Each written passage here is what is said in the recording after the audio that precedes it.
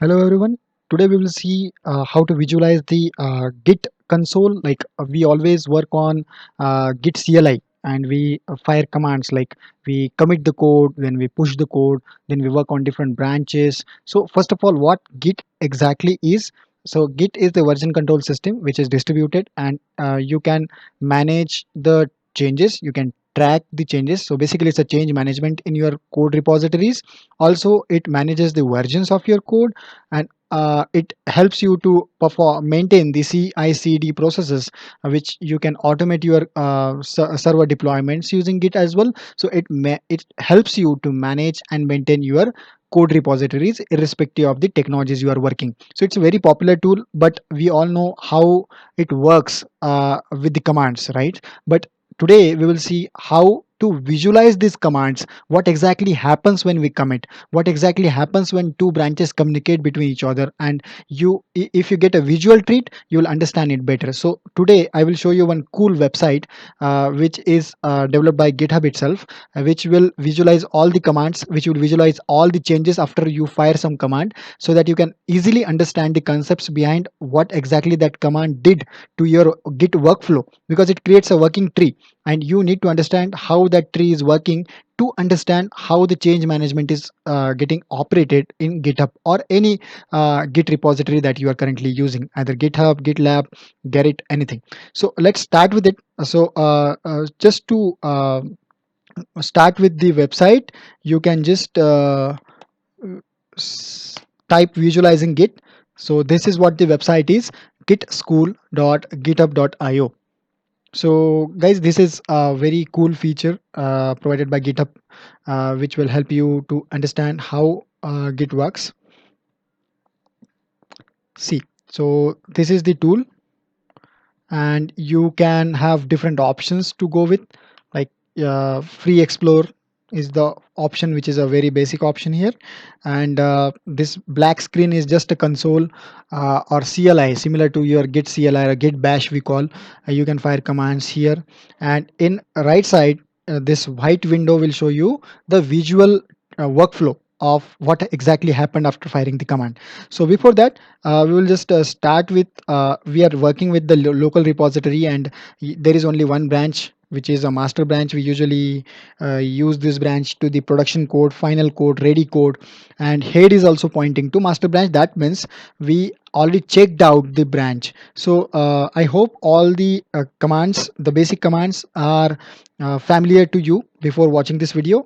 So we will use those commands. So this, we are already on master branch. So this green circle says that we are on master branch. The head is pointing to master. So suppose I want to commit. We usually don't commit on directly on master branch, but if suppose I will commit, so it will just increase the one tree in our workflow and says that this is the new change, right? So see, this will create one more change, right? And you can also see the git log that these are the three commits that we have did, right? First was already there, and then the other two. So we generally give some messages like let's see whether it takes. Yeah, so if you see in git log, the message is also visible, fourth commit, right? So this is how you can commit, and you can visualize that one after the other these commits are getting uh, uh, worked on the local repository itself. We are not dealing with remote repository. We have not pushed it to remote server on GitHub. So the master branch head is pointing to this latest commit, right? So suppose at this point I want to create a new branch out of the master branch. So I will say test one branch. So see, if I checked out a new branch, test one, it creates a new branch and the head is pointing to test one. So now if I am on test branch, if I commit, it will just increase one commit on test one branch, which is my feature branch that I created, right? It's not a master branch. So this new change is on test one branch, but is not on master branch.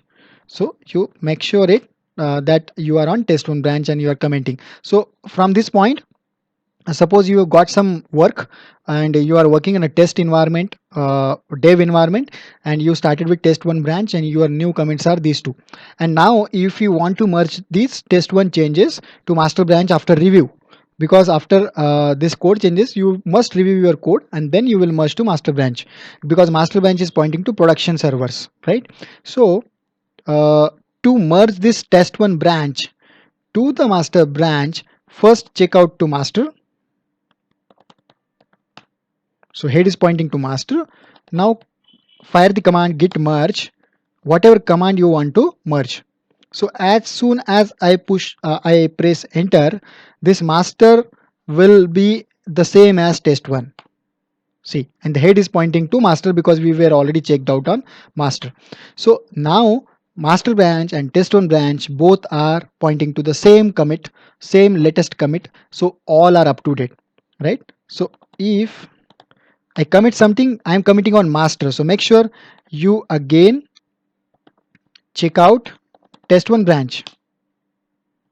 And if I commit something, it's a new thing because it's not in master. Master is pointing to this change, but the test one is pointing to the new change which is not in master. So again, if you want to merge the latest changes to master, check out to master and merge your branch. So spelling is wrong. Yeah. See, now master is pointing to the latest changes of master as well as latest changes of test one. Okay. So now at this point, what we will do, we will create one more branch, test2, which is on master. And by the way, it's having all the changes of test one because master was also up to date with the test one changes.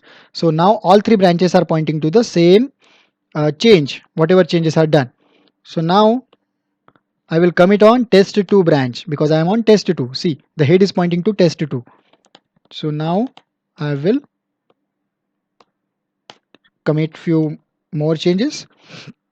So if you guys aware, previously master and test one was on same page, but test two is ahead of two commits from master and test one. So I will do one more thing now. I will check out to test one. The head is pointing to test one, and I will commit few more changes just to make it complex. Yeah. So now if you see, test one is ahead of three commits, four commits. Test two is ahead of two commits, right? So master is not updated now. To make it updated, we have to merge both these branches. So git check out master. First go to master, then merge the branch name, whichever branch you want to merge. First I want to merge test one. See. So now my master has changes of test one. Also the changes of master, whatever was the past changes, all are there, as well as test all the changes, right? But test 2 is not there in the master. So I will merge test 2 to L also. So see, now if you see carefully this graph, master has all the changes of test 2, then all the changes of test 1, as well as all the previous changes of master. So this green circle is now up to date, which has all the code of master as well as all the changes from test 1 and test 2. So because if I try to merge test 1, it says already up to date. If I try to merge test 2, it says already up to date. So it's already up to date. So our master is ready for the production running the code. So this is how the tree looks like when it goes complex. So you better understand it visually by using this website. Also, if you want to understand how push works, because we usually push the changes from local to origin, which is remote, right? So if you see, origin master is basically our local repository here, and this is our origin, right? So if I do some commits, right, these are the commits on master branch, but these are all on my local repository, not in my remote repository. So unless and until I push, it doesn't go here, right? So if you see now, all these latest commits are available in the origin, which is our remote repository on the GitHub servers.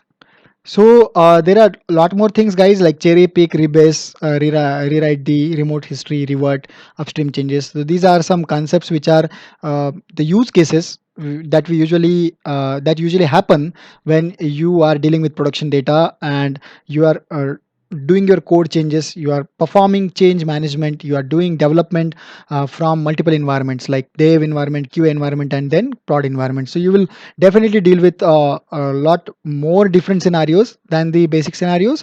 You can always try go here and check out, try visualizing all other concepts as well. So make use of this gitschool.github.io to visualize your git, so that you can understand git better. So try that out. If you face any issues, you can post out the comments, and we can figure that out. So enjoy it, and let's data.